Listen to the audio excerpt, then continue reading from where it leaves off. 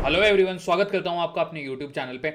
आज का वीडियो है हर एक फ्रेशर के लिए बहुत ही इंपॉर्टेंट है। जब आप अपनी फर्स्ट जॉब को स्विच करके अपनी नई कंपनी में जाते हो तो वहां पे कुछ डॉक्यूमेंटेशन ऐसे होते हैं जो कि आपको प्रॉपरली अपने साथ लेके जाने चाहिए। बट हम में से बहुत सारे ऐसे लोग हैं जो उन डॉक्यूमेंट्स के बारे में एक्चुअली जानते ही नहीं है। सो जस्ट इमेजिन करिए, आप अपनी एक कंपनी को छोड़ के अपनी नई कंपनी में ज्वाइनिंग के लिए पहुंचते हो।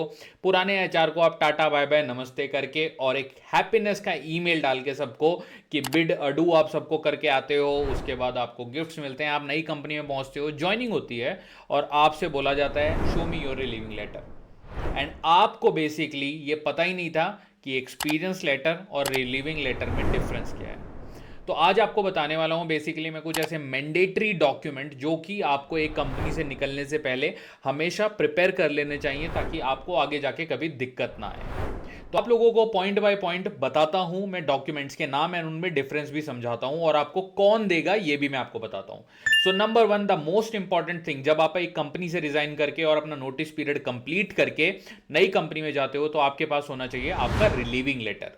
What is relieving letter? Relieving letter actually proof है कि आपने एथिकली अपना नोटिस पीरियड सर्व किया है और आप अपनी करंट कंपनी जिसको आप छोड़ के जाने वाले हो उनको कुछ भी ओन नहीं करते हो। बेसिकली आपने एसेट सारे सरेंडर कर दिए हैं, अपना laptop, machine, everything. So basically relieving letter इस चीज का प्रूफ है कि आपने कोई भी लाइबिलिटी अपने ऊपर नहीं रखी है और आप नई कंपनी को ज्वाइन करने के लिए पूरी तरह से तैयार हो। ये सबसे इंपॉर्टेंट डॉक्यूमेंट है। नंबर टू, जब आप एक नई कंपनी में जाते हो तो ऑब्वियसली आपको प्रीवियस कंपनी का एक्सपीरियंस लेटर भी ले लेना चाहिए। जनरली जो एक्सपीरियंस लेटर होता है वो कंपनीज 30 से 45 दिन के अंदर आपको सेंड करती है। बट मेक श्योर करिए कि आप भूल ना जाएं, जस्ट बिकॉज आपने एक नई कंपनी ज्वाइन करी है आप ये मत सोचिएगा कि आपको एक्सपीरियंस लेटर की कोई ज़रूरत नहीं पड़ने वाली है। क्योंकि कई बार आप जब अगली कंपनी में अप्लाई करोगे तो वो आपको देखने के लिए कि आप किस प्रोफाइल में काम करते थे आपके एक्सपीरियंस लेटर को ही कंसिडर करेंगे। And this is a very important thing जो कि लोग भूल जाते हैं। Relieving letter and experience letter are the two most important documents जो आपके पास होने चाहिए। नंबर 3 पे जो सबसे इंपॉर्टेंट डॉक्यूमेंट है वो है आपका FNF settlement document. FNF stands for full and final settlement. Basically इस डॉक्यूमेंट में ये चीजें होती हैं कि अब आपको कितना पैसा पे करने वाली है आपकी प्रीवियस कंपनी। अगर आपके कोई डिडक्शंस हैं, जैसे कि आपने कोई लैपटॉप तोड़ दिया या फिर आपने कोई उनका एसेट रिटर्न नहीं करा, तो वो आपके फाइनल अमाउंट में से कट करके आपको एक अमाउंट दिया जाएगा जिसको कहते हैं एफएनएफ। आपकी जो अर्न लीव्स होती हैं, बेसिकली अर्न लीव का पैसा मिलता है, राइट? तो दैट्स वाई उनको अर्न लीव कहा जाता है। तो वो जो पैसा होता है वो भी एफएनएफ सेटलमेंट में ही आता है। सो मेक श्योर करिएगा नई कंपनी ज्वाइन करने के लगभग 45 से 60 दिन के बीच में आपको एफएनएफ डॉक्यूमेंट भी प्रॉपरली मंगा लेना चाहिए एचआर से, भले ही आपको वो भेजा है या नहीं भेजा है उन्होंने बाय डिफॉल्ट, बट आपको मेक श्योर न करना है कि आपके पास वो होना चाहिए। चौथा जो सबसे इंपॉर्टेंट डॉक्यूमेंट है वो है आपका फॉर्म 16। जब भी आप अपनी करंट कंपनी से निकल के नई कंपनी में ज्वाइन करने जा रहे हो आपके पास फॉर्म 16 होना चाहिए। बेसिकली ये आपको दिखाता है, आपकी नई कंपनी के एचआर को ये शो करता है कि आपने कितना टैक्स भरा है, आपका किस तरह का टैक्स रिजीम फॉलो होता था आपकी प्रीवियस एम्प्लॉयर के थ्रू।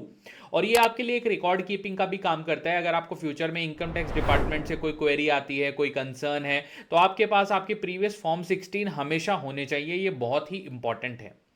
अगला जो डॉक्यूमेंट है जो कि बहुत इंपॉर्टेंट है वो है आपका पीएफ डॉक्यूमेंटेशन। ईपीएफओ की वेबसाइट पे हम सबका एक ईपीएफओ नंबर होता है। जब भी आप एक कंपनी छोड़ के दूसरी कंपनी में जाते हो तो आपको वो जो पीएफ नंबर है वो ट्रांसफर कराना होता है, जो कि कई बार आपकी कंपनी करा के दे देती है। अगर कंपनी नहीं करा रही है तो आपके पास ईपीएफओ नंबर होना चाहिए ताकि आप अपना पीएफ ट्रांसफर करवा पाओ।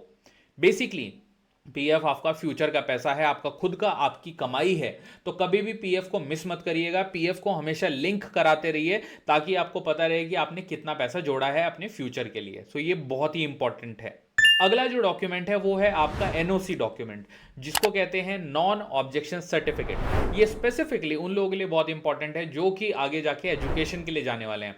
अगर आप अपनी करंट कंपनी के एचआर से रिजाइन करने के बाद एनओसी मांगते हो तो वो आपको कंपनी के लेटर हेड पे जनरेट करके देता है और इस एनओसी को बेसिकली आप यूज कर सकते हो। अगर आप फॉरेन में एजुकेशन के लिए जा रहे हो, किसी बड़े इंस्टीट्यूट में कोई कोर्स करने के लिए जा रहे हो, तो वो आपसे एनओसी मांगते हैं कि आपकी प्रीवियस कंपनी की एनओसी दिखाइए।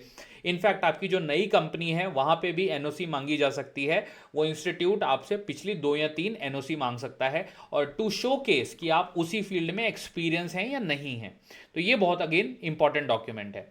लास्ट डॉक्यूमेंट जो आपको अपने पास रखना चाहिए for a being safer side, that is NDA, जिसको कहते हैं नॉन डिस्क्लोजर एग्रीमेंट। बेसिकली इसमें सारे कंपनी के रूल्स डिफाइन किए जाते हैं कि जब आप उस कंपनी का पार्ट थे तो आप किस किस रूल को फॉलो कर रहे थे। तो this is basically a record keeping.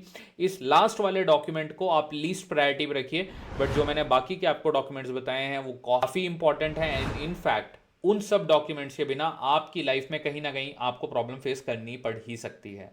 So make sure करिएगा आप ये सारे डॉक्यूमेंट अपने पास रखिए। अगर ये वीडियो आपको हेल्पफुल लगा है तो वीडियो को लाइक करिएगा, कमेंट करके बताइएगा कि और कोई ऐसा डॉक्यूमेंट है जो आपको लगता है कि मैंने मिस किया है, और आप मेरे चैनल को सब्सक्राइब करना बिल्कुल मत भूलिएगा। Thank you so much, all the best.